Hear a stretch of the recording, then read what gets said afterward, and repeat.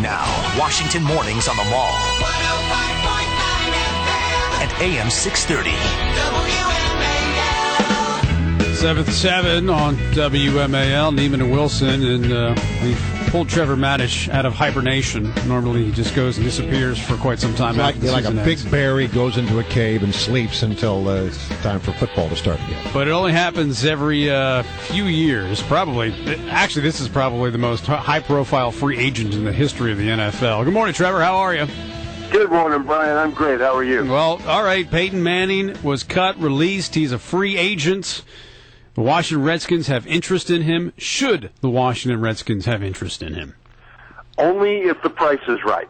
Remember what got the Redskins into the position that they're in now, in being one of the most inept teams from a standpoint of playoff success over the last couple of decades. And that is, they keep getting older at the expense of younger players that they can develop. And Peyton Manning's the kind of guy that can teach a locker room to be successful, to teach them how to win, in addition to possibly winning himself.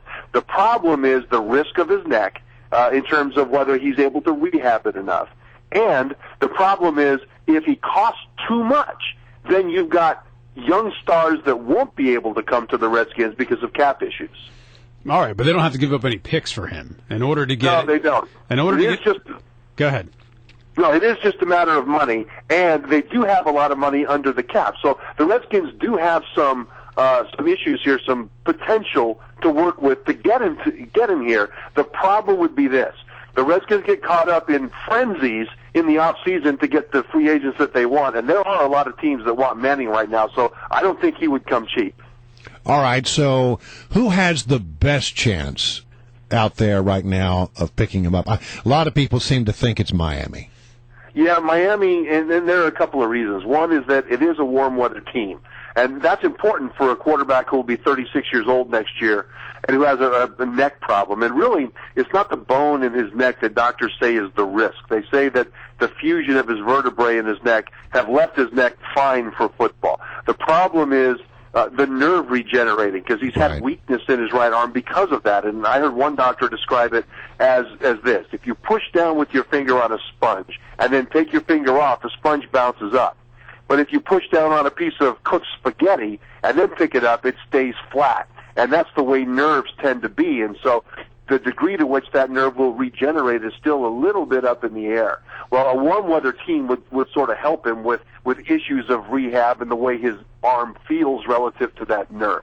Another reason is that they've got playmakers down there. They've got Reggie Bush at running back, if they could re-sign him, a couple of really good receivers, and they've got a first-year head coach who would be more likely to adapt to Manning's style. I don't think that Manning would look at the Redskins as a positive thing, because I think he would see the Redskins as wanting him to adapt to what they do, to learn their offense, and have them adapt a little to him and meet in the middle. But in my opinion, you don't bring in Peyton Manning and have him learn your system. No. You bring Peyton Manning and have him do what he's been doing his entire career. Well, the Redskins did not do that necessarily to that extent with Donovan McNabb. Well, I think the Dolphins would do that with Manning, and they've got offensive personnel around him that would be good, including the protection. They've got a left tackle named Jake Long, who's been to the Pro Bowl 4 times. So for those reasons, I think Miami's a good fit. How much do you think the fact that Eli Manning plays for the Giants in the same division as the Redskins plays against Washington's chances of landing Peyton Manning? Yeah. Would he really want to play against his brother twice a year, maybe 3 times a year, and perhaps knock each other out of the playoffs before even getting there? Yeah, Brian, I think that's a great point. I think ultimately, the ultimate Manning family goal here is to have a Super Bowl between Peyton and Eli. And if they're both in the NFC, that can't happen.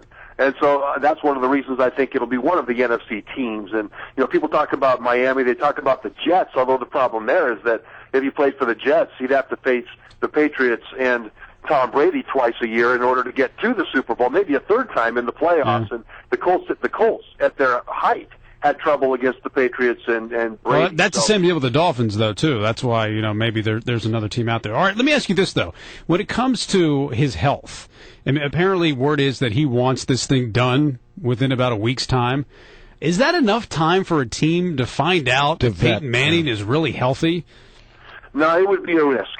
It would be a risk because it's a question of regenerating nerves, and that's not as known an issue, I think, medically as a ligament or a muscle or a bone. You can pretty much track the rehab on an injury like that. A nerve might regenerate quickly, it might not, and keep in mind that Manning will be 36 next year, and that factors into it as well. So the team that does sign him will be taking a risk with that nerve. Will his arm be strong enough to do what he's been able to do his career in the past?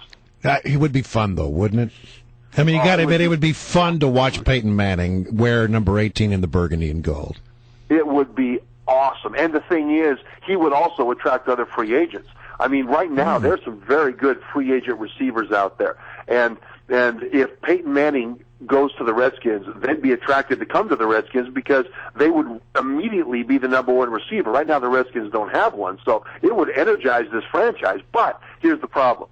This franchise has been energized by free agents in the past, older veterans that we love, that we think we can plug in. Well, that may be the case with Manning with the Redskins, but truthfully, I think it might be, it's more likely to be a case of off-season excitement that doesn't translate into the regular season. So for the Redskins, truthfully, if they got him, I think there would be positives, but if they had to pay too much, I think it would be repeating past mistakes. I'd rather see them go to the draft, get young guys, continue the path that they're on, because I think the path that they're on is the right path of building with young guys. All right, but do you trade up for the number 2 overall pick and get Robert Griffin III of Baylor? Who knows what the price tag will be for him? It could be a number 1 this year, number 1 next year, and maybe even a number 2 down the road. Is that is that worth it to get RG3? If you really believe that he could be that guy, then yeah. And the thing is, it's about a 50-50 track record for quarterbacks taken in the first round as to whether they pan out to their expectations.